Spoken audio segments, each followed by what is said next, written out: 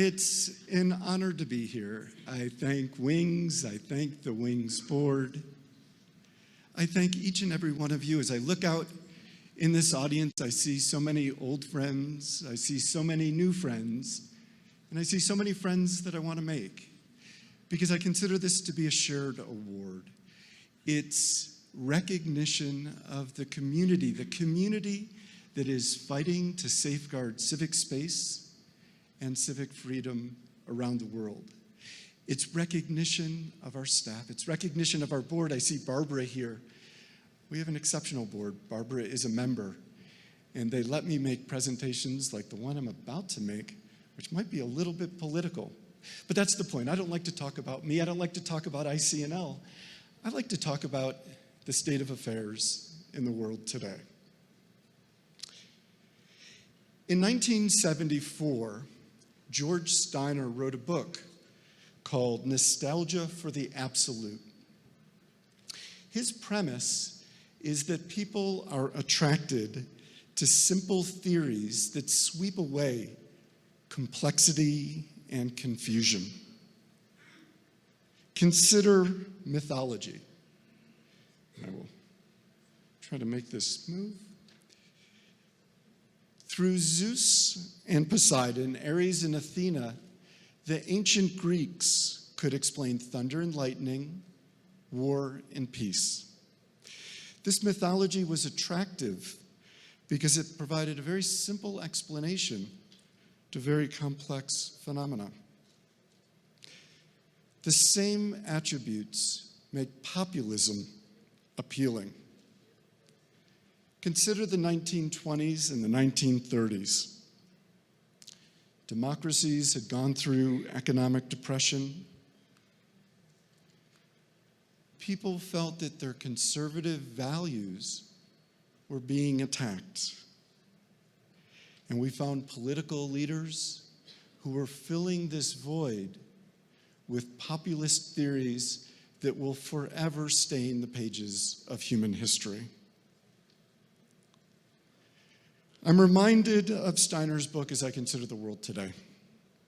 In many countries, there's a crisis of confidence in democracy. The public in many countries seems more inclined towards authoritarianism. Here's a stunning statistic I found from the United States. It's from the World Values Survey.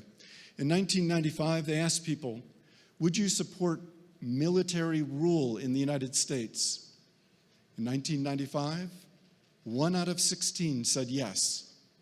2015, 1 out of 6 said yes. And of course, politicians are riding this wave of populism to electoral victory. At ICNL, we work in 100 countries, and we do believe that there's a populist playbook.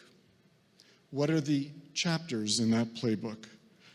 First, identify a segment of society that feels angry and aggrieved, perhaps because they've lost jobs, or perhaps because they consider their traditional values to be threatened.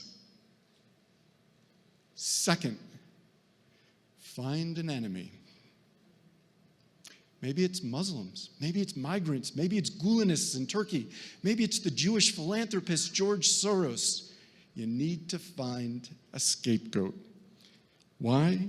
Because you can cultivate almost a tribal instinct of us versus them, the politics of identity. Third, offer the promise of a better future if only you believe. This is a difficult, somewhat grainy image, but it's actually a newspaper article from 1934. We found it online with the highlighting already in place. It's an article about Adolf Hitler. If you can read the highlighted section, he told the people of Germany he would make Germany great again.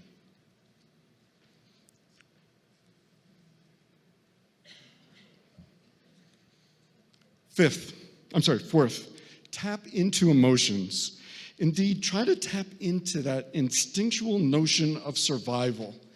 telling people that they have a right to place their interests first, to put their tribe ahead of others. Of course, this is the antithesis of philanthropy, because what do? We try to put the other first. But this is a very, very powerful message. And look, what does America first mean for the world? Here's a quote from Hungary, where Orban says, thanks to Trump, we got permission from the highest place in the world that we too are free to place ourselves first as well. Now, for those of us who studied high school or college economics, we know where this leads. We know about the tragedy of the commons. It may seem perfectly rational to act out of self-interest. It might seem perfectly rational to withdraw from a climate agreement because you don't disadvantage your national industries. But by doing so, we destroy the commons. As Kumi said, we don't destroy the world, we destroy ourselves. Or it might seem perfectly rational to withdraw or renegotiate trade agreements or to impose tariffs. And we know where that leads as well, because we did that in the United States in 1930. It was called the Smoot-Hawley Tariff Act. What did that lead to? Increased unemployment in the United States, the collapse of the global economy, and World War II. So going back to where I began, Steiner's point is that populists don't want to hear about the ramifications and facts around their policies. Why? Because they're popular, specifically because they provide a simple explanation to a complex world. As a result, populists tend to reject dissent. They say, you're on our side or you're the enemy. Here's a tweet just from the 17th, where the news is considered not the enemy of a particular individual or politician, but an enemy of the American people. They also use the law to restrict the media. Today, we talk about internet restrictions, but think about the technology of the 16th century to spread communications. It was Gutenberg's printing press. And in 1534, King Henry VIII banned the import of any books that were printed on the continent using this new information technology. So it's a time-tested technique to restrict the freedom of expression. As President Obama once said, countries and governments that don't listen to their people will hear from them on the street. And again, we see the law being used as a tool of choice to restrict peaceful assemblies. It goes back in history. I tried to find the first example of the law being used to limit dissent. The first I could find was the trial of Socrates. What was he tried for? For assembling with students in the Athenian Agora and challenging what I said at the beginning, the strength and power of Greek gods. We see this playing out in other countries as well. In the United States, we're now tracking 11 states that are preemptively trying to put in place laws that will restrict peaceful demonstrations in the United States. And finally, restrictions on civil society and philanthropy. Since 2012, we've been tracking these trends, and we see 161 restrictive initiatives considered or enacted in countries around the world. I don't want to leave you just with a depressing note. I go to these meetings and people diagnose the problem and they don't talk about possible solutions. So on a lighter note, I remember the famous philosopher Pogo the Possum. He's the guy who, during the height of McCarthyism, has the famous quote, "We have seen the enemy and he is us." The second quote, which he's well known for, is we're confronted with insurmountable opportunity, that in fact there are enormous opportunities if only we try. So what are some of these opportunities? First, when you go to a global conference, we have a bit of a tendency to focus on what we have in common. We then develop common action plans. Makes sense. But that obscures that what we have in common may not be what's important at a country level. It may not be the activities most likely to produce change. If you want to, for example, protect civic space in the United States, protect marginalized groups, or protect the environment, we might opt for a litigation strategy, and you see that playing out today in the US. But I was talking to Başak when I arrived. This is not a strategy you could use in, for example, Turkey. Or when we talk about challenges in Hungary, there's EU advocacy that's probably going to be persuasive there, but will have no impact, as Masha told me, in a place like Russia. Accordingly, the first step is to focus on country strategies. You don't have to raise your hand, but think about it. How many organizations in this room have been involved in developing a country strategy to address issues of civic space or populism? I think we need to start there. Only then can we turn to the second issue, which is commonalities and ways that we can work together. Third, we do need to be careful with our narratives, because as we see populists try to play into this notion of identity, us versus them. And I think this is quite interesting, because if you think about it, we often use their very language. How many times at this conference have we heard the term foreign funding? Foreign, the other. The other is funding in our country. But if you think of the Hilton Hotel or Turkish Airlines or Google, we don't call them foreign-funded companies. We hold them on a pedestal. They're multinational, they're international. We consider them to be on a different plane.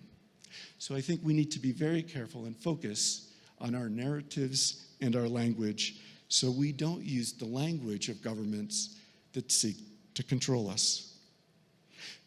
Now, fourth, some groups might say, yeah, but this isn't about us. I get this point about social justice, but my board won't support it. It's not in my mandate. What I would tell you is, please think of a way to integrate issues of social justice into your activities. This is a headline just from last week, where museums and libraries fought the issue of fake news and alternative facts with a day of facts. Or from Europe, museums that are using their exhibitions to address the issue of the politics of identity. In fact, I think there's many things we can do to integrate and mainstream this counter-narrative and the issue of civic space into every organization in this room. And I think it'd be interesting for Wings to consider preparing some research on the issue of philanthropy and civil society and what we can do during an era of populism.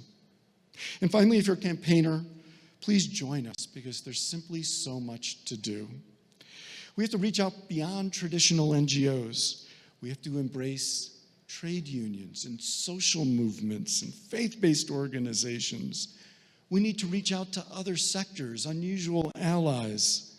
We find in many countries the media is under attack, the judiciary is under attack. Even businesses are complaining about interventionist governments that's telling them, you cannot move your factory to another country. You must stay put, and we will interfere with free market decisions. So we need to focus on sectoral alliances and building a movement. We also can't just focus on society's elite.